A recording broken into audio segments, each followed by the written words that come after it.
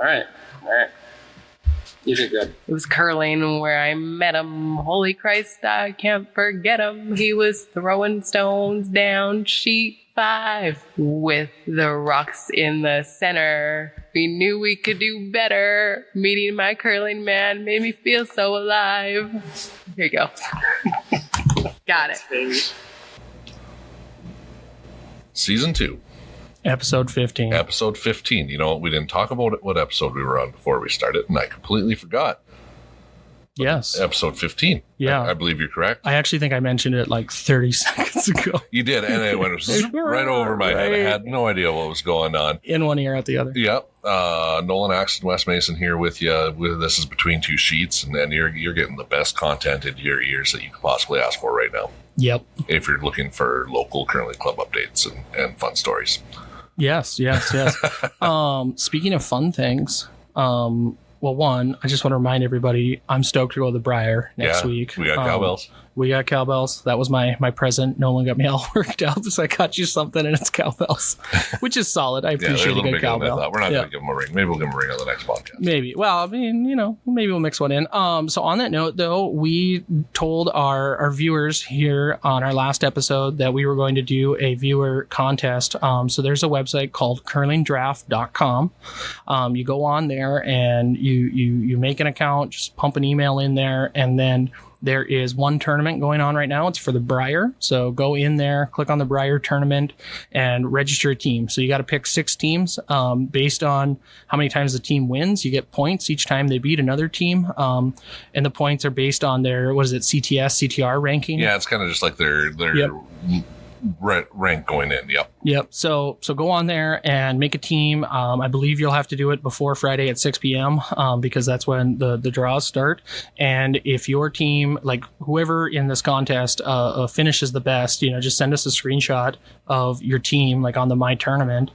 You can wait till after the fact too.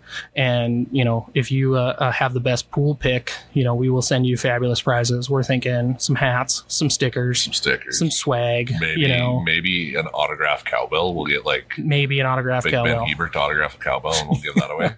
Yeah, that'd be great. That would be awesome. Actually, I'm not going to give that away. If that happens, I'm probably going to keep it. I just imagine as like a high performance curler, and like somebody's ringing a goddamn cowbell right next to you, like at the Briar. You're like, no, I'm not going to sign that obnoxious noisemaker. You messed up my shot in the third end. Pound sand. Who's your pick? Speaking just real quick, who's your number one team? Who's going to win? Who's my number one team? Yeah, or who do you want to win the whole thing? Oh man. Because your girl Kate didn't do it. My girl Kate didn't do it, but my girl Kate, she had a great showing. What a run! I'll be honest, it's my same failing. I don't follow high performance curling well enough to have an educated guess. I guess I rooting for the home team. Yeah, let's go for Saskatchewan. Yeah, McEwen. Yeah, let's go. Yeah, let's do it. I'd like to see McEwen make a run at it, curling for Saskatchewan. Now, obviously, he's not a Saskatchewan boy by nature, but I think he's from Winnipeg or Manitoba originally. Yep, somewhere out there. And Gushu. I mean, it's always fun to watch Gushu win. He's so good. Yeah, you know what I saw too? I was looking at the draw schedule and where our seats are on sheet. We're 3 rows back on the house on sheet A on the home end. That is the first draw, Team Canada. So Gushu's right there on that sheet. So we're gonna be spitting distance from him in that first match Friday night. Don't spit on him. I wasn't planning on I didn't know if you felt the same way about Canadians that win gold as I do about Americans that win gold in curling.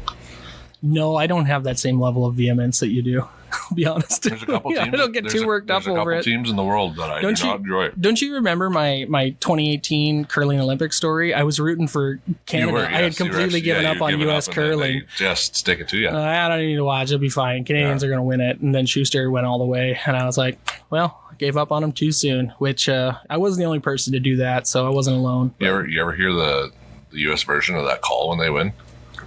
No. Yeah, it's weird. The guy sounds just like Al Michaels. He's like, do you believe in miracles? Yes. No, that didn't actually happen. Okay. That'd be such a Joe Buck thing to do, to just steal someone else's call. Yeah. Who were the announcers for that? I don't even remember. I was like, did they really have Joe Buck in there for curling commentary? No, God. Oh, man. Oh. Speaking of curling commentary, I made a comment about Vic at the open curling this weekend outdoor, and I was just set upon by Vic fans. I was like, all right, guys. That was me and Evan working, but... Yeah. Well, Vic's a legend. In what? Curling. Announcing.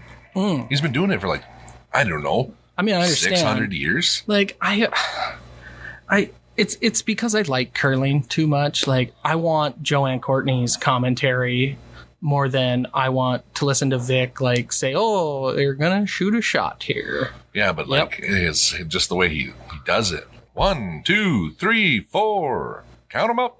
Yeah, he is fun. And Evan told me the time they got him on hot mic when he's dropping an F-bomb on a hot mic. He's just an old guy. He's probably sitting there he doesn't do the early draws anymore. Brian Woodrick has to do them because he's probably just too crotchety in the mornings to get there that early. Hey, that's all right. I mean, I can respect the guy's commentary career. I just would prefer something different. A little more analytic to it. Yeah, that's fair. Yeah. I mean, imagine just the amount of curling he saw in his life, though. He went yeah. Well, he actually plays too. I think I remember reading a piece on him where he started commentating because he was a broadcaster, and then he liked commentating curling, so he started playing it as well. And I can respect that. I mean, I'm sure he might even have more of a curling career and bonspiels under his belt than myself. He's definitely got the age on there. Yeah. So yeah. And he makes fun of Russ Howard all the time. Which is great. I do appreciate that. So did you hear that during the final when they showed Russ's brother Glenn, who will be curling in prior? He's like, "There's a look at the smarter Howard," and then they break to commercial. He doesn't even give him a chance to answer. It's well done. And you can speak of this as a broadcaster. When they're going to commercial. Oh, break, yeah. Right? He timed that. He's I'm going to drop this out in comment. 5, 4. And he's and there's the smarter Howard. Click. See ya. I love it. Okay. What are we doing today, though? As always, we got a good guest coming up. We do. I didn't get a whole lot of a preview on this one because I was running a little behind today. And so was our third. We actually have a surprise coming into the studio here. Is it really a surprise? Well, we'll see if he actually makes it or not. Okay. Well, today we are going to talk to Kyle, who is with the Ocean State Curling Club. I'm going to butcher his last name here, but I'll do it on recording so that he can correct me here in a minute. Kyle Averill with Ocean State Curling in Rhode Island. So let's ring our buddy Kyle up. Looks like you're putting too much work into that. Averill? Averill? Yeah. Like Levine? Like Levine, Canadian legend? We should ask him. Yeah. I think it's spelled differently. It's spelled different, yeah. That one's spelled like April is French. Yes. Hello. Kyle, are you there? Can you hear us? Sure can. Good deal. So coming in off the intro here, I realized as I was doing your introduction, I do not know how to pronounce your last name. I went with Averill. Pretty close. Yeah. How do you say it? I guessed Averill. It's somewhere between those 2 points, so Averill. Averill. So okay. April, but just slurring it, right? Okay, Averill. April, but French. Yeah. April, but French. Okay. Oh, okay. That's Perfect. I guess. I have a problem with French names because I work for a company called Verendry, which is another fine French word, and I have to spell it for everyone. So is that how you spell electrician in? No, in French? No. Okay, Kyle. So you are with the Ocean State Curling Club out there in what is the town in Rhode Island again? Help me out. So we curl out of Smithfield, Rhode Island. We have curled in 3 other portions of the state over our tenure. Okay.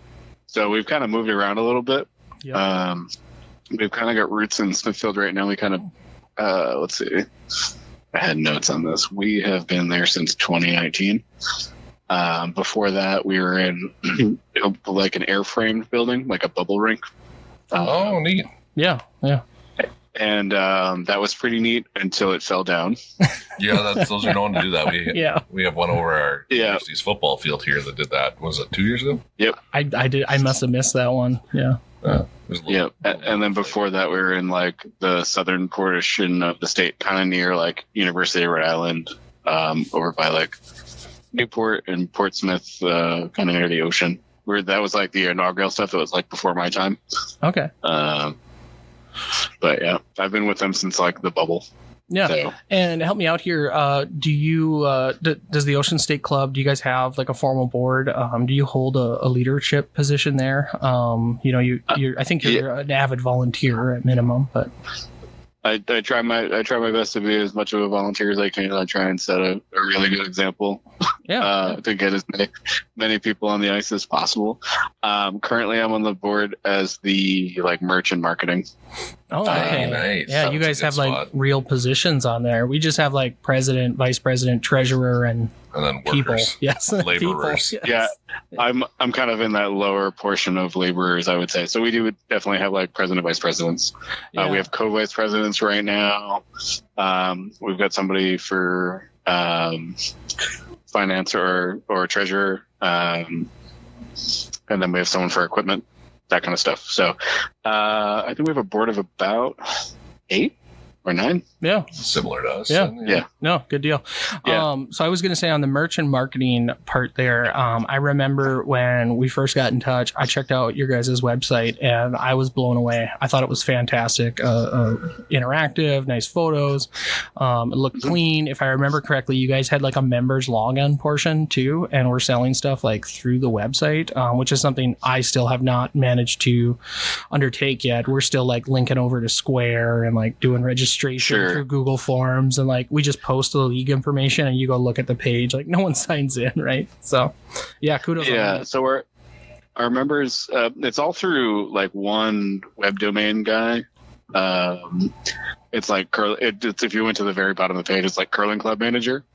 Okay. And it's one guy out of Canada that does the gross majority of curling clubs out there. Okay. Is it the same people that Canadian Curling advertises? Because that's a service that they offer. I wonder if it's the same guy doing it for them as well. Yep.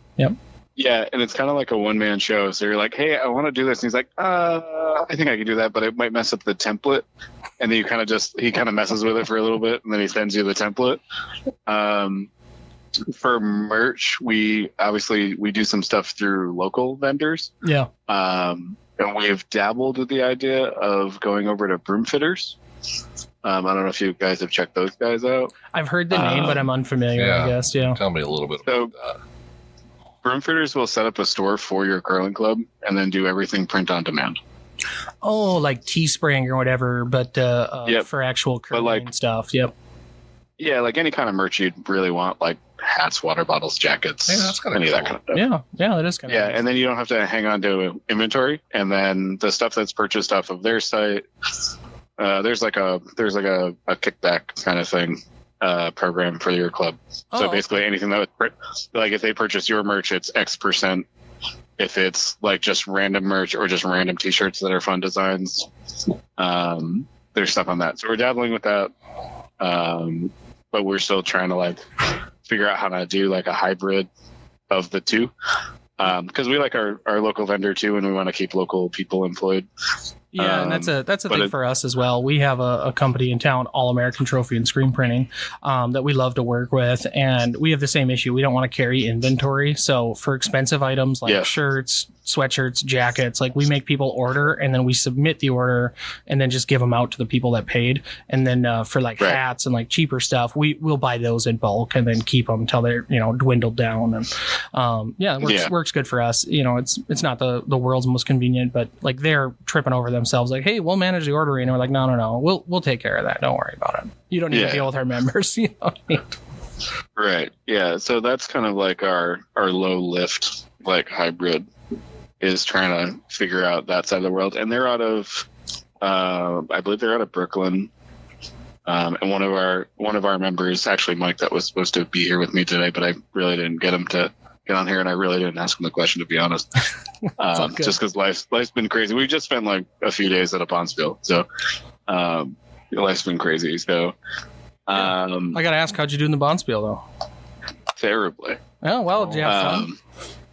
Yeah, we had. It was the Dykes. It was a 5 and under national qualifier.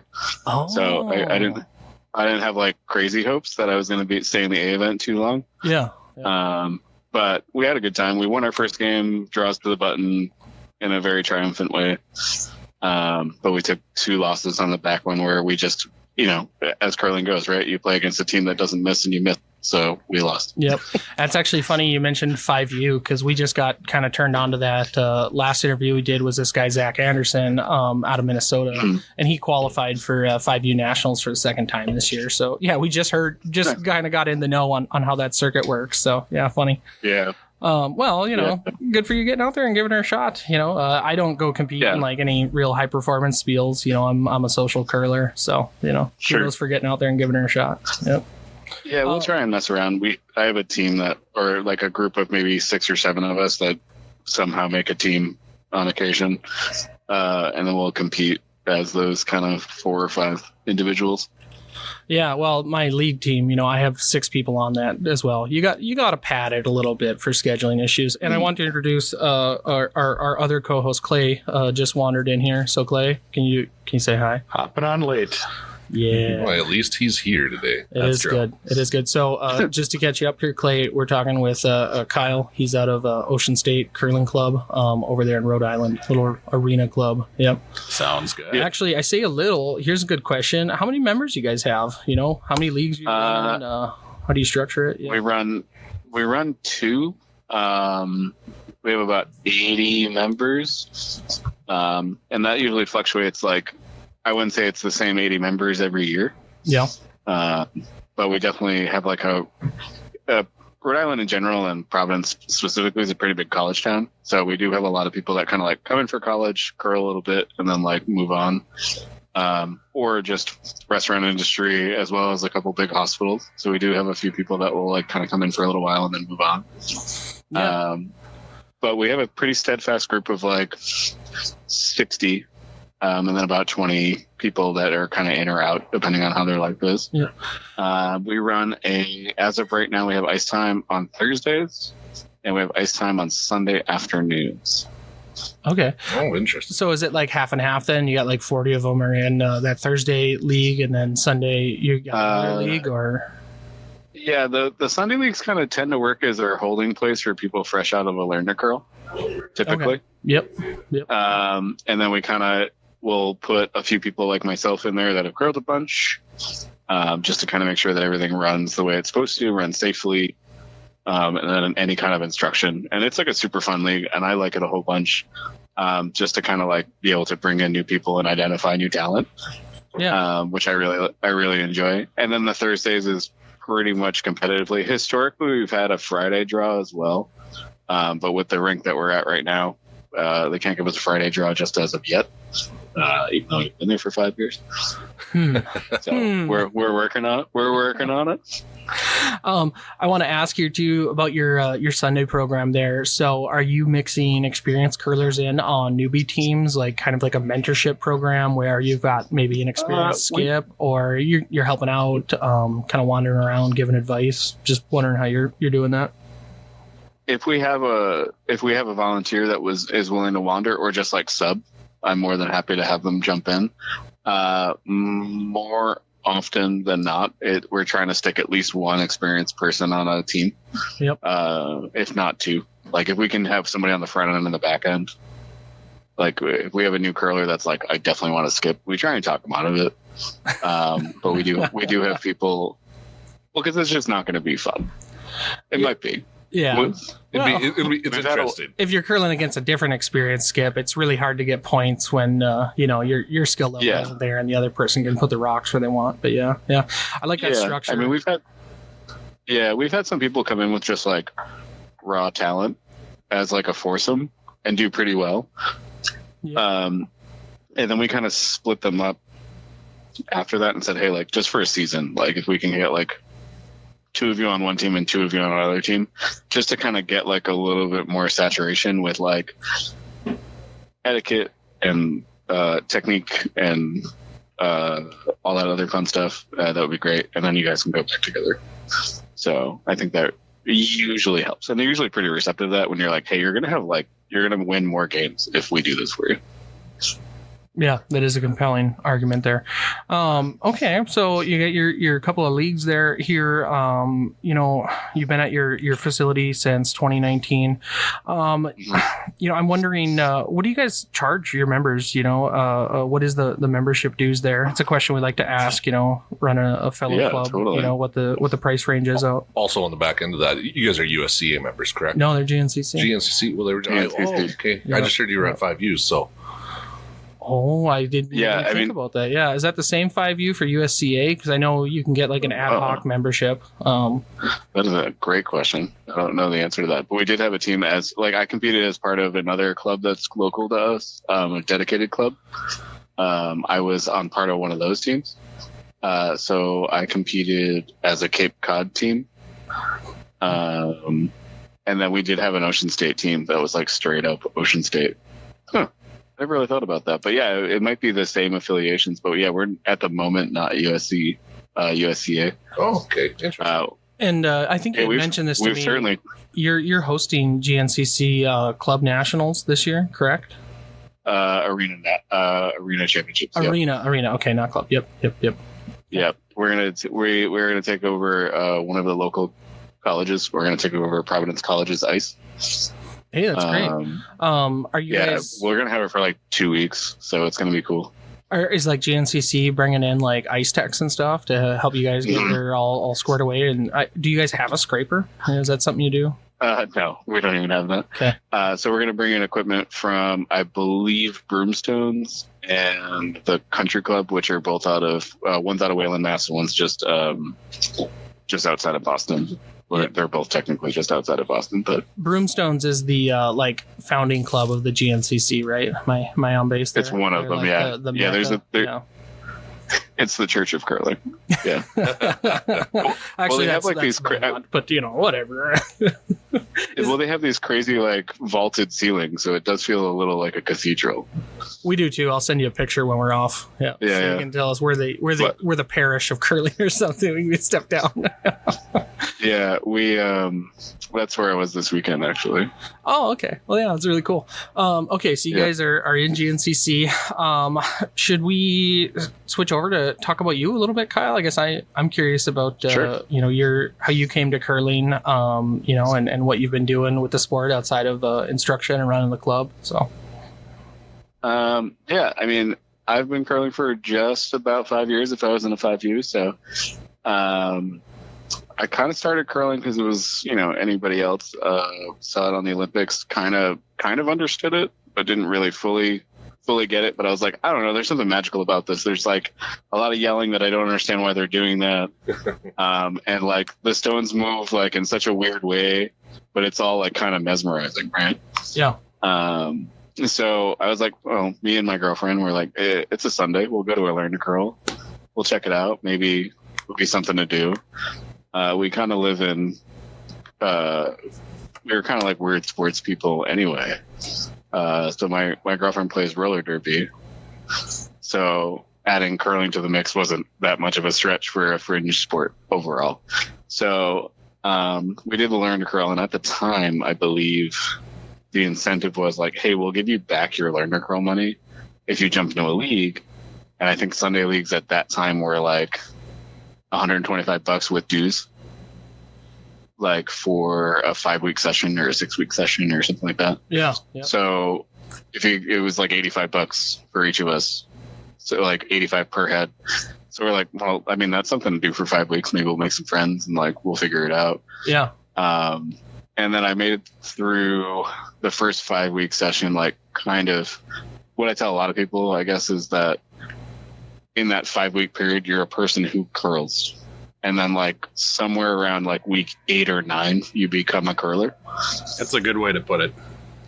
Because like you kind of like, you're just like, I don't know. I always feel like I'm in the wrong place at the wrong time and I'm doing the wrong thing all the time. Yeah. And then somewhere around like, I don't know where to stand. I'm supposed to be up. I think I'm supposed to be throwing stones. I don't know who has the hammer. I don't even know what that means. I don't know how to score anything. All of that, like really, really early on, like anxiety. Yeah. And then somewhere around like week 7 or 8, it just kind of was like, oh, I can do this. And then I started getting some people in the club to like kind of talk about like my delivery and like sweeping and all that other fun stuff. And then I just kind of got hooked chasing really good shots. Yeah, I did hear on the other podcast you used an analogy that I love about golf, and it's one thing I say about curling is it's a lot like golf in many ways, but one of them is that every game, hopefully you'll have like that one shot that you can really hang your hat on and keep you coming back to it. And I love those moments too, talking about chasing a good shot, it feels really good. That was this weekend, right? So, pretty serious hit followed by a beautiful draw, and that was what I'm gonna call like my weekend. Was like that back-to-back shot, because that doesn't happen all the time when you're asked to throw a pretty decent amount of weight and then throw a draw and you nail both of them. I call that the changeup. Yeah, it's the toughest. Yeah, the changeup's the hardest, and you're always asked to do it as a skip. You're like, hey, do a triple takeout and then a button draw back to back. I gotta throw into the parking lot, and now you want me to hit T line. Let's see how it goes. Yeah, exactly. And like, what like kind of positions are you guys preference at? Like, what do we curl at? I think we all... where do you prefer? Oh, skip, 100%. Skip. Yeah. Nice. What do you normally curl on? I know if you're going and like picking up on teams, you're probably they're probably making you throw second or something. But where do you prefer? I love being a vice. I really do. Solid. I mean, I battle with ADHD on a daily basis. So being a vice really helps. In the sense that I've got something different to do every end or every portion of that end. Yeah, you can say and it's all important. Yep. And it's all important. But, you know what I mean? And it's not the same thing. Like, I'm not a second just sweeping and throwing rocks, which I do like. I was actually a second this weekend, which I totally forgot how physically strenuous that is when you got to do like 3 games in 2 days. Then if we went on, it would have been 5 more. We would have ended up in 8 games from Thursday night to Sunday morning. And those are 8 ends, right? Yep. Yeah, that's all. That gets I'll long. say it. That's too much curling. You gotta, it was brutal. This isn't the Scotties. We don't need to do like a 10-team round robin with a 4-team, lead in. Like just 5's fine. I took my free drinks and my prepaid steak. I went home. Yep. That's a win right there, right? Yeah, it was solid. Good. It was a good meal. They're like super good hosts at Broomstones, so can't say more about like the hospitality and the food and all that other fun stuff. It's on my list to go check out. It's pretty high up there. I just have never made it to the East Coast as an adult, so kind of lacking there. I mean, it's on one curling lane, so.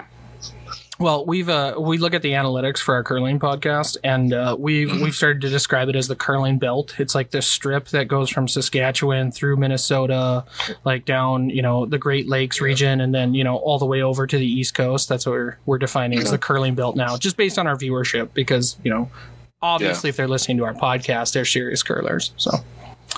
Right, very serious. To get back to your story, Kyle. So you joined up. You were doing it with your girlfriend. You made it through the intro course, and you finally found your footing at that week 10. Where did you go from there? How did you start going to spiels? What talked you into that? Because that is a big step. We struggle with that at our club, trying to convince league curlers to, 1, participate in our weekend spiels, and then 2, take that next step to traveling out of town, and spreading the good word of My Not Curling. But so I guess it started. Let's see, what was the first bonspiel I did? I think it was either Bay State Games, which is like a little tiny bonspiel that operates between like almost like the Goodwill Games of Massachusetts. And they do like a winter version. I'll actually be doing that again this year. But I genuinely think it was GNCC Arenas. I ended up on a lottery team. So because we were hosts, we were able to have, I think it was 2 teams guaranteed. Mm-hmm. And then a team dropped out at the last minute, and there was just a bunch of people that were listed as alternates. I was one of them. And they threw together a team really quick. We had never played before. Basically had never been on the same sheet as one another. Yeah. Yep. And and then basically curled our way through that tournament. Ended up in the C event final, and got roasted by Atlanta, if I remember correctly. But I was a finalist in basically the first bonspiel I ever went to, so it was pretty cool. And that kind of like got the bug in for like just the social aspect of it, right? Because like as much as I love considering myself a very competitive person, losing to people that are fun to hang around with is really great. Yep. But like it's always a bummer when you lose to someone you don't want to hang out with, which happens. Which we very much try and can confirm. Continue. Yeah, it's like you're like, cool, thanks for the free drink. I would love to buy you another one, but I gotta go. Left the decal we try. on. Yeah. Yeah. I gotta get back to the hotel. So I ended up doing a few more bonspiels. Did the Worcester Cup, which is at the Country Club in Brookline. Just some stuff that's like fairly local. And then I ended up in the past like year or two, ended up with Mike who was my first, and two other guys, Dave and Brad. We ended up curling a whole bunch together. Ended up at Utica for the Dykes last year. I was supposed to go to the Maniac at Belfast in Maine, but I ended up catching COVID, so I couldn't go to that one, but I was slated to do that one. But we curl under a team called the Knockouts. And basically we're trying to, I guess on a certain level, is like just to make curling fun. Or at the very least, like kind of like some spectacle of it. So we've got like really fun jerseys. We've got merch. We've got pins. So instead of giving you like, we can give you our club pin or we can give you our team pin. It is your choice. I think with a team name like the Knockouts, and you listing off all men's names, I was expecting maybe like a drag team, like you're curling the red. No, that'd be fun and a spectacle. But no, we're just four random, like reasonably bearded human beings. Yes, well, we concur. And looking at Clay's hair too, I know we talked about this on the sound check, but 3 for 3 with beards. Yep, we'll count it. Perfect. Yep. Yeah, like you know how you always have like medallions on your or like logos on your shoulders for like your like a curling jersey or whatever. We have one on, I think it's on our right shoulder. It basically says like, okay at curling, great at broom stacking. Yes. So that's kind of the vibe we're going for. So when you beat teams, do they tend to happily accept your team pins, or do they go for the club ones? Yeah. We just got for this bonspiel, we just got the team pins. So more people are excited about them. They're happy to take the club pins too. Our club pins are pretty cool. Mike, that was slated to be with me here today, is designed all of those. So he's a kind of a force of making pins and making logos, and it's kind of his day job, but it's also like his passion. So what do you think, Nolan? We need to get some team pins that say good luck. Yeah, we do. Yes, your pre-game greeting. I just know with the podcast stickers we give out, and that I almost exclusively find them on urinals and under toilet seats. Maybe that we didn't put there. Yeah. I think I know what's going to happen with them, but yeah.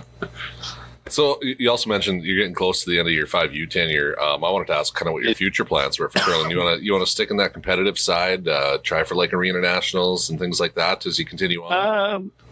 Yeah, I mean, if I get supported by a team that was significantly better than I am, sure.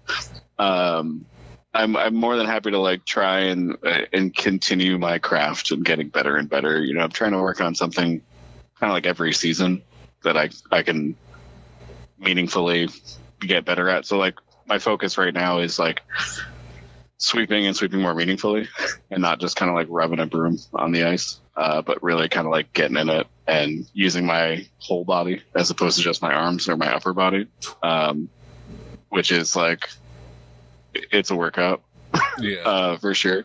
But like over this weekend, and I keep going back to it, but it's just the most common, the most current point I have, kind of really adapted to like, really get up on my toes and really driving the broom with like the whole front of my body. And the hurt is not as bad. But it is from like my shoulders to like my toes. Like the soreness is all over, as opposed to just like I can't pick up my arms. I guess that's a win. It's weird, right? Like it's a bunch of muscles you use for nothing other than sweeping. And I like that you say that too, because when I grew up in Canada, so I curled when I was knee high to a grasshopper all through high school, and we actually had competitive high school curling up there. And I was a vice. I shot third because I could throw the big weight really well, and I was a heck of a sweeper. So I'm kind of a sweeping nerd. And so when you say you want to learn how to get like that proper form and everything like that, my first piece of advice is 90 degrees at the hips. That's how you get all that weight right down on the end of the broom. So, and I've kind of like subscribed to like the kind of like we really don't know 100% what is the most effective thing for sweeping as of the moment, as far as I feel. I mean, obviously pressure is there. And like RPM or like head speed is for sure, but like which muscle groups do I engage to do that? Have you guys? Yes. Have you guys? It turns out it's all of them. Yeah. Have you guys started directional sweeping then? Excuse me. On our ice, it's like really non-consequential. Oh, good point. Good point. When we're like out in the world and we're on dedicated facilities, for sure, we'll push or pull if we need to. Right on. No, it's a fun part of the game that's almost overlooked a lot, and especially with the new teams, they do it because you see it, and it's like this is what we're supposed to do, but they don't know why they're doing it. So. Well, if I had a nickel for every time I saw somebody like sweep in 4 feet in front and 8 inches off, where the running band is on the rock, I'm like, you could just stand there. You're doing the same thing, like you don't understand what's happening. Love the effort. But yeah, sweeping wins games. That's what I tell people when I teach learner girls. I'm like, sweeping's hard, but sweeping is the difference, You watch the professional stuff nowadays, like it's the front ends. Like they throw their weight, the front ends know the weight, they know where it needs to be, and they know when they gotta go, when they gotta be off. It was so great in the Scotties listening to the front end chime in on those tough shots, and when I like they know the weight for this one, like what you need to throw better than like the skip even, because they've been down there watching it and timing them all as well. Not to get too off subject, but how important do you think sweeping was in some of Rachel Holman's shots? Like 90% of them during the Scotties. Oh gosh, I mean every shot on.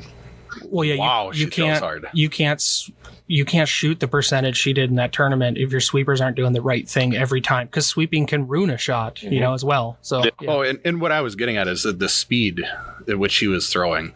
Yeah, that double she threw in the first game she played against Jones was a 6.5 second rock. She threw a 5.8 against Jones. Jeepers. Yeah. And just imagine trying to keep up with that as a sweeper and be able to put down any pressure to matter. Yeah, Kyle, are you an avid Scotties fan? Because that's our absolute favorite week of the whole year here is the Scotties. Yeah. So. I mean, I definitely watched some Scotties. I definitely watched them this weekend. I mean, I'm a big Briar guy as well too, so I'll watch any curling that I can get without really buying another subscription to another thing. Wonderful. They're all free on YouTube if you go to TSN. I think he knows because he said he watched it. Yeah. But he subscribed. Oh. Yeah, nice trick. Yeah. You go to YouTube and then click on the TSN channel. You can catch them live. Yep. And then that's, just for this year because of the streaming rights, and TSN was like, well, we'll air them for free in the US. Also, a fun Briar fact, we're going to be there opening weekend. So if you catch any Briar games, we're on the side of sheet A by one of the ends. Cool. On the home end. Home end. I don't know how that works, but we're like 3 rows back. So I know we're not doing a video call here, but maybe you'll see our mugs out there ringing cowbells, getting escorted out. Yeah. So there's 3 squirrely looking bearded guys. It's probably them. That'll be us. Yeah, we'll have our wives with too. Yeah. So they'll bring the looks up a bit. Yeah. So went from tournament play to a learner curl. Instead of playing in a championship on Sunday, I attended our most recent learner curl and instructed. So you gotta, yep. It never stops. No, it doesn't. The work is always... I hope they never stop. I love learner curl. Yeah. I love teaching people this sport. I don't know. There's a big part of me that's like, yeah, I mean, we need a sport for weirdos, right? That's where we're all at, right? Mm-hmm. Yeah. If I was like a normal human being, I'd play baseball. So Nolan's grinning. That's his summer run. Yeah, that baseball in the summer. I mean, you can girl in the winter. Well, I mean, I roller skate in the summer, so that's my deal. I agree with you about the learn to curls, man. That's where I found my niche too. Really is bringing newbies into the game. I love teaching learn to curls. Yeah. I love bringing people to sport. Until you start teaching them, everybody comes into a learn to curl and they're kind of giggling about it. They're like, I'm here to do this funny sport that I maybe saw on TV a couple of times, and then you watch them go through that progression of, oh geez, this is a lot harder than I thought it was, and then after just even an hour and a half of work, it's like, hey, I kind of get this. Like, I can slide down the ice now, and things aren't going exactly how I want them to, but you can start putting all the parts together. And it's just so satisfying to watch that. Right. I love all of the beginner luck things that happen, like in the little weird game that happens at the end of a learner curl. Yeah. Just like all the ridiculous shots that come out of that. And you're like, that's extremely good, right? Like, you didn't know that you did that. Yeah, and you don't know how impressive that is. Yeah, they were calling shot because A and they're on D for the plan, but yeah.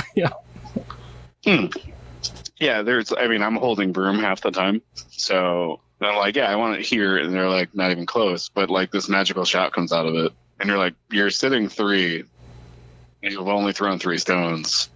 Like, it's really fun to see, and it's really fun to see people like either get it or don't. I usually at the end of my sessions will be like, all right, so was curling way harder than you thought it was? And they're like, oh, absolutely. And I was like, was it as much fun as you thought it would be? They're like, actually, it's more fun than I thought it would be. It's typically the response I get. And occasionally you get someone's like, I'm never doing this again. I hate sweeping, or I hate being cold, or whatever. And that's fine. Mm-hmm. Yep. Yeah, they've got other sports for you. Yep. Yeah, exactly. Well, what are you looking at out the window, Nolan? Sorry. No, I was looking at you. We got our. Oh, I pushed it back. Okay, minutes, we have a secondary interview that I was told was at 7:30, but we got a good one going here. Yep. So Wes pushed it back. One question I was going to ask. So I brought up that I was from Canada, and this is something that happens to Canadians often. I grew up in a very small town in southern Saskatchewan, and you run into somebody. And this is kind of off the curling topic, but you run into somebody from, say, down here, and they're like, oh, do you know so-and-so from this place? And it's like, well, I just told you I'm from a small town in southern Saskatchewan. You asked me about a town up in northeastern Ontario. Like, no, I don't know everybody in the country. Isn't it more embarrassing when you do know them, though? It is. It's awesome when that happens. You're from the state that is home to TV's Family Guy. That's for sure. How often do people from out of Rhode Island ask if you know where Quahog is? It happened a lot more when it was really at its prime, or when I traveled a lot. But yeah, no, it totally happens. Apparently, Peter Griffin is based on a security guard from the Rhode Island School of Design. Oh, that's what it was. Yeah. Because the reason why it's based in Quahog is he went to Rhode Island School of Design for animation. So he I guess his lead animator is actually from Rhode Island. He was from Connecticut, nearby in Rhode Island. But yeah, Quahog is this mythical place that obviously doesn't exist. Right, fictional. Yeah. Okay, I was confused because I thought you were saying it was. All right, good. No, Quahog's a thing that you eat.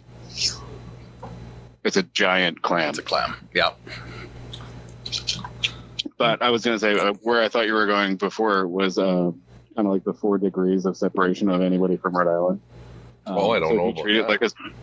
So if you treat it like a small town from Saskatchewan, it's kind of like that, where it would be you would say oh, where are you from in Rhode Island? So I grew up in Smithfield and Providence, and I graduated high school in Smithfield. So it's not uncommon for you to meet another Rhode Islander and say, hey, what year, what's high school did you graduate? What year? And you're like, do you know Bob?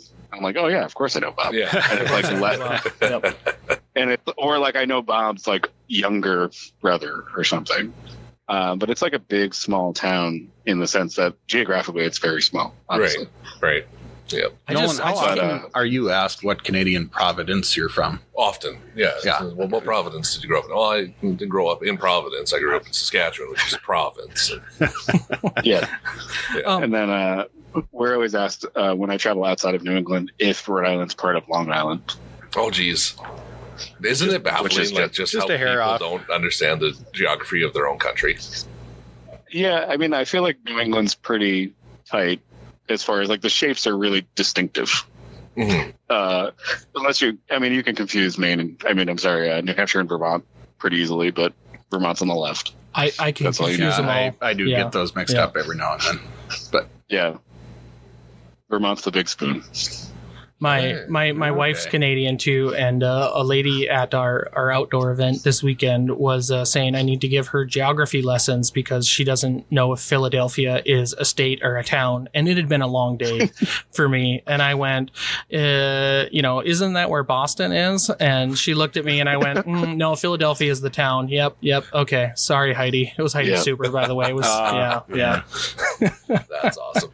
So that's really it'd been a long day, man. Yeah, oh, that's fair. Yeah. That's fair. Oh, yeah. Oh, God. I just can't get over how close everything is over there, too. I looked at where you guys were on the map, and I was like, well, you're as far from Boston as I drive every day to go to work, but it only takes me like 25 minutes to get to work because it's 70 on section line roads. I bet it's a lot longer to get to Boston. But well, yeah, that was my commute this morning. So there we go. So there we go. By train, let's see, what time did I leave my house this morning? I left my house at 6:30 this morning, and I got to the front door of work by train at like 8:05, and that was by train. Cheesy boots. If I drove on a Tuesday, you'd still probably would have been it'd be like 2 hours, easy. That would be frustrating. Yeah. It's just something you get saturated in. You just kind of get used to. A lot of podcasts, a lot of music.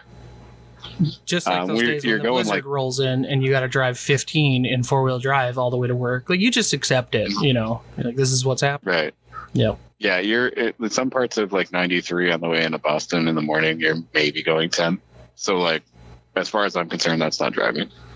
They wonder why work from home is so popular. Yeah. Well, and that's the reason why I commute in the middle of the week versus the ends of the week. So if it was the middle of the week, or if it was like yesterday, I would have drove in. Because typically your work from home hybrid schedule people are not going to work on Monday or Friday. So the middle of the week is where kind of like everybody shoehorns themselves into Boston to get their office hours in. So that's how I kind of stagger it and keep myself sane. But I'm like, if you ever flew into Boston's airport, I'm like 2 miles from Boston's Logan Airport is where I work, and then I live in Rhode Island, so just in the corner. So I'm only 5 miles from Massachusetts where I live. Nice.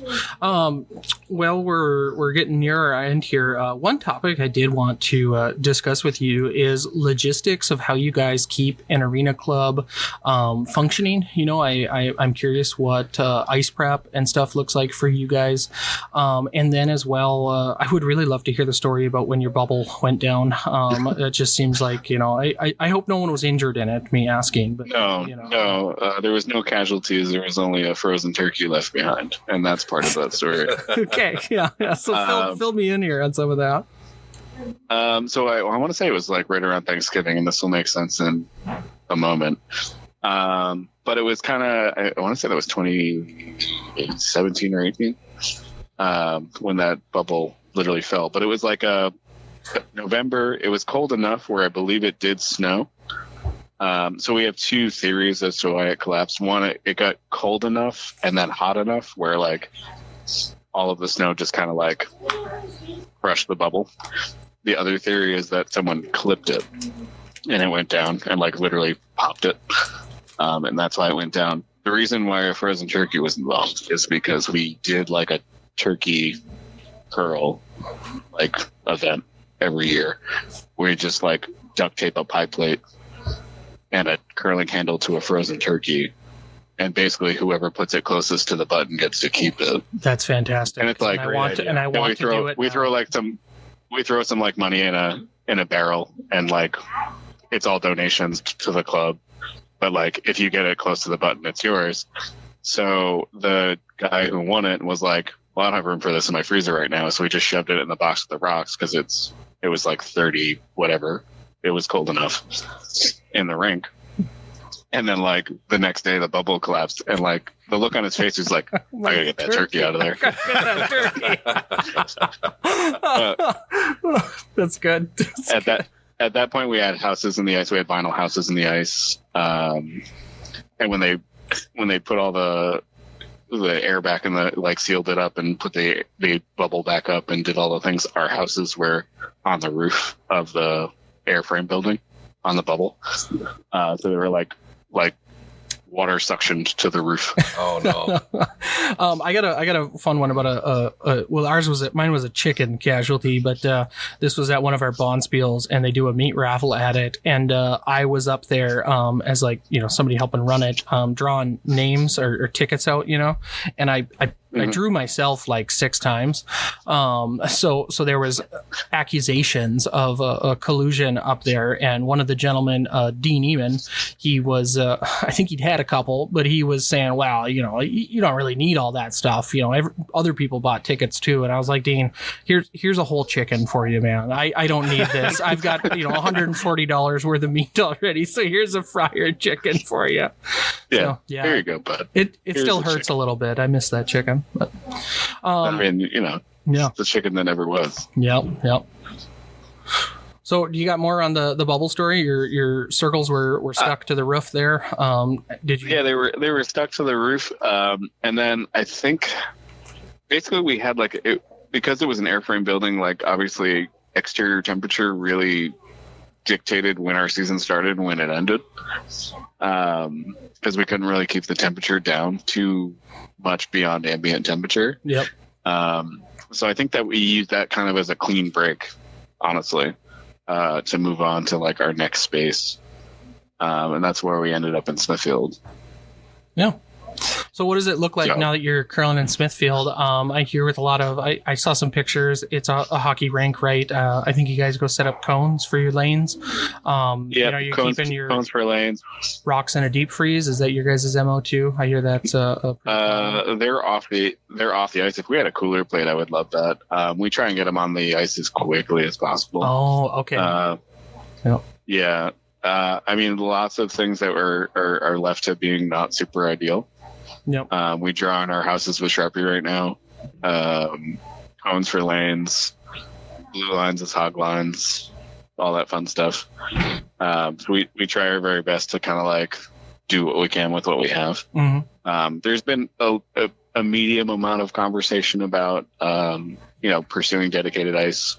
Obviously, where we are in the world it makes it a little difficult, but it's still in the conversation. In the very early parts of it, like figuring out if it's feasible and like what it's going to cost to make that happen and all that other fun stuff. Have you guys been talking with like that dedicated to dedicated group? And like I know Don Peace out of Traverse City. Those people are you hooked in with them or working with GNCC? Or just kicking around local? We've kicked around some local stuff. I've probably talked to every club that's transitioned from arena ice to dedicated ice that has done it in the past, 5 years. I've probably talked to all of them at some point or another. Just to kind of get an idea of how that's done. But I haven't talked to that group that you're speaking of. I would love to get that information. I'll send it to you afterwards. I don't have the book, but this gentleman, Don Peace, he's out of Traverse City, if I'm not confusing the names. We had talked with Fort Wayne, Indiana, and they're an arena club right now too, and they hooked me up with him. So I got to ask, are you thinking, if you guys do get progress on moving to dedicated ice, that you guys are going to try the warehouse model out, or are you hoping for that sweetheart deal for the dedicated? I understand it's early, but I mean, the one thing that there's no shortage of in our area is like old mill space. There's also a lot of like reclamation projects where there's like buildings that need to be rehabbed, that kind of stuff. We've also looked at like just straight up like a metal frame building in a slab. We've looked at kind of all angles of it. So I mean, the building itself doesn't have to be super pretty.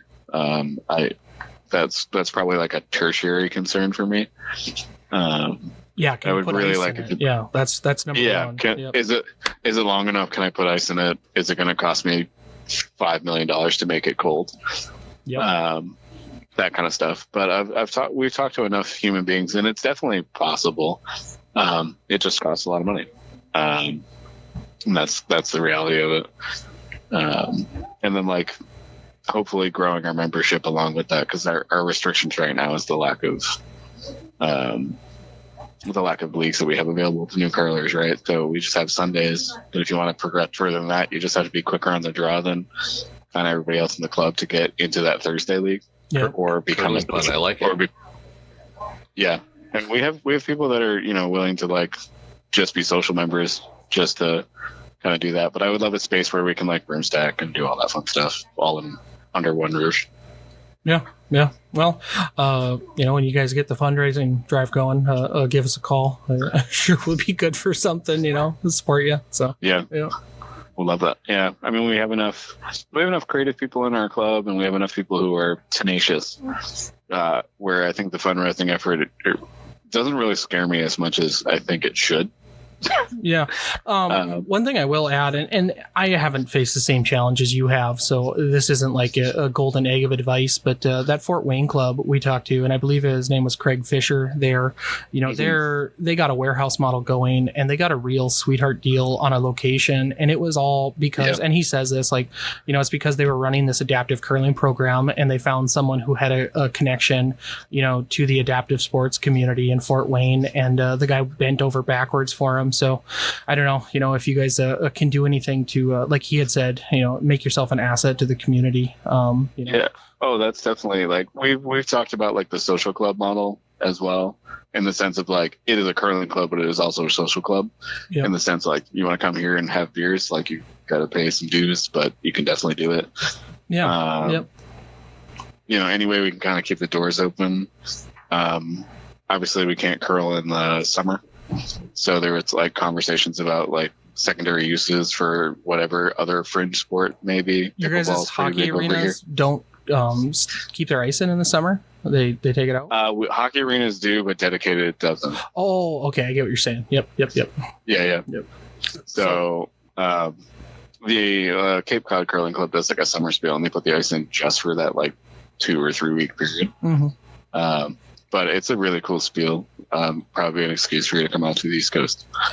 So if you're into lobster rolls. So absolutely. Okay. And we usually wrap up the interviews with this last question for a number of our callers. But what is your favorite potentially embarrassing memory at your club there? Or just favorite memory. Favorite memory in general. I think the way we usually phrase it is most memorable. When you think of curling, you got one last thought on it. Like that's your favorite moment or most memorable moment. I think one of my favorite moments about curling was hosting GNCCs in 2019. And obviously finals include bagpipers, right? So we ran up against a situation where, unfortunately, there was like a pretty big situation in the firefighter community, and I believe someone had fallen in duty. So literally every bagpiper in the state of Rhode Island was at this funeral. We couldn't pull one from anywhere. It was like a tri-state where there was no bagpipers. So I was like, I'll just use my phone. It'll be fine. And halfway through the final bagpiping, it like literally dies in the middle. There's like a whole like A, B, C, and D event going, and my phone dies in the middle of it, and like they had to like restart it. So probably more embarrassing for the hardware I was using at that time. But yeah, so we the first time I ever got piped on the ice was not a real bagpiper. It was a recording on my phone of the bagpiper. So not only that is great. It broke. And everybody turns and looks at you. Yeah, oh my God. Not only was there a bagpiper shortage somehow, but you cut the song short and everybody's really disappointed. Yeah. Well, it must be hard. Oh, sorry, Kyle. You go. well, the part about that too is they're like, oh, we don't have a bagpiper, and I got like really cocky because I have a bunch of friends in the firefighter community, and like at least 3 of them are bagpipers in like the like traditional like firefighter band, and I was like, you get a bagpiper by noon, I can get you a bagpiper by noon. I don't see any problem here. Like I called like my 3 guys. They're like, well, this is a thing. Yeah. Actually, we're not going to be able to do that. And I like had to eat crow and then like hand someone a phone with like, I think this will work. That has a headphone jack. We can make this work. They had a bagpipe crisis here too. The only spiel we bring a bagpiper out is the women's Curl for the Cure bonspiel they do, and their longtime bagpiper moved out of town, but luckily his younger brother was also a bagpiper. Family thing up here. Yeah, I mean, it seems like a family tradition kind of thing. Yeah. All right, man. Well, Kyle, I think we're going to hop off here. Thanks so much for hopping on. Do you have anything you want to plug before we go? You know? Check out Broomfitters for sure. You can check out our competitive team. It's, I believe, the Knockouts 401 or Knockouts 401 on Instagram. We're listed as Rhode Island's 4th best curling team. Yes, respect. I think there's only 3. The competitive curling teams. I think there's only 3. Our podcast tagline is North Dakota's #1 curling podcast because we're the only one. Yes. Yeah, well, you're still #1. We already have a plan to pivot when someone else has a better one than us. We'll be North Dakota's oldest or original curling podcast. There you go. Yeah, the original. Yeah. And then, check out GNCC's arenas coming to Providence College and Ocean State Curling in June. I want to say it's the 6th through the 9th, if I have that correctly. All right. Awesome. Yeah, late in the season there. Yeah. I probably won't have any other curling to watch, so perfect. Yeah, it should be on Bonspieler, so you should be able to check it out through there. And then I'm hoping we have some kind of camera feeds. I'm feeling like we might be able to pull that off. Yeah. Well, let me know. Good luck. I definitely tune in, watch a couple. Yeah. Yeah, for sure. Well, thank you again for having me on. This was super fun. Well, thank you so much for joining us. Yeah, we really appreciate you taking the time. Clay, you got anything? Not a problem. All right, Kyle. Well, we'll talk to you later, okay? Absolutely. Enjoy the rest. Yep. Yeah, bye now. Bye. Solid. That turkey story, that's too funny. God, that was It's good. a great idea. Oh, we could do like one at Christmas and do like the ham huck. Mm-hmm. Mm-hmm. We're usually in here right around Thanksgiving. I suppose, though, you wouldn't want to give out a turkey after Thanksgiving. Right, yeah. So, It's just You can get it a lot cheaper. You would. yeah. Do you guys do turkeys at Easter at all? I mean, I think ham's the traditional one for Easter, but often if it was big enough, we'd do turkey and a ham. We did a little bit of everything. Yeah. God, he was funny too. He had a good delivery. He told me, he's like, I went on another podcast and talked about curling. He's like, I think I'll be fairly comfortable on air. And I was like, all right, good deal, And then, solid deliveries with the jokes. Rhode Island they don't have the New England accent though, hey? I'm not. Or is that just a I think Boston thing? I think we're just anticipating Peter Griffin immediately. No. I thought of that after. I was like, oh, that's a funny question. I mean, I saw Goodwill Hunting, so that's pretty much all I know about that accent. Close. Yeah. I mean, I feel like we probably delivered on the Midwest accents. I think we do. Yes. I still get told that I have very long O's. Yep. Oh, yeah. Oh, yeah. All right, boys. Well, anyway, you stuck around here. I just want to plug curlingdraft.com. Again, go on there, get your Briar team made. You don't need to send us anything until you think you're the winner. So go ahead and do that because it needs to be done before the Briar actually starts. And we're going to record another one. I don't know when we'll release all these, but catch you later. Bye.